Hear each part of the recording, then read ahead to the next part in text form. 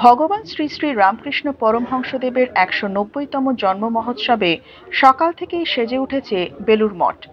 ভোর ৪:৩০ মঙ্গল আরতির মধ্যে দিয়ে যে অনুষ্ঠানের শুভ সূচনা তা সারাদিন ভোর নানান অনুষ্ঠানে সুসজ্জিত।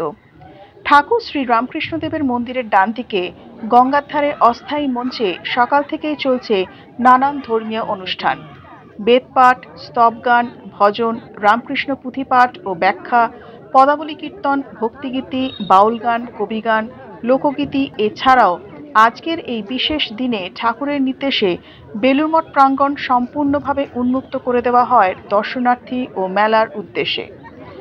সমগ্র মঠ জুড়েই ব্যবসাদাররা নানান পসরা সাজিয়ে বসেছেন। সকাল থেকেই চলছে বেচাকেনা। এছাড়াও বেলা ১১টা থেকে দুপুর ২টো পর্যন্ত হাতে হাতে প্রসাদ বিতরণেরও ব্যবস্থা করা হয়েছে মা শারদা সদব্রত প্রসাদালয়। সন্ধ্যায় সন্ধ্যারতির পর এই অনুষ্ঠানের পরিসমাপ্তি, যা চাক্ষুষ করতে দূর দূরান্ত থেকে হাজার হাজার ভক্তের সমাগম আজ বেলুড় মঠ চত্বরে। হাওড়া থেকে সত্যম নিউজের বিশেষ রিপোর্ট। আপনাদের সাথে আমি সুদীপা।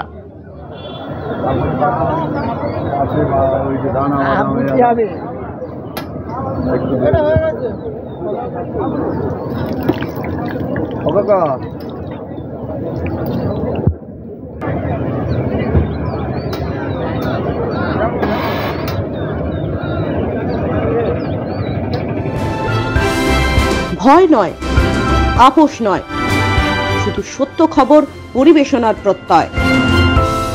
সত্যম নিউজ।